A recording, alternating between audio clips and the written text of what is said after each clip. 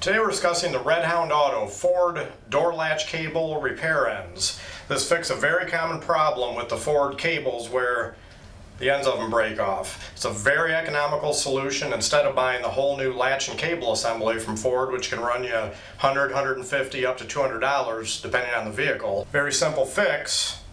All you do is cut the broken end off. Got the new one here after it's been cut off. Just slips right on.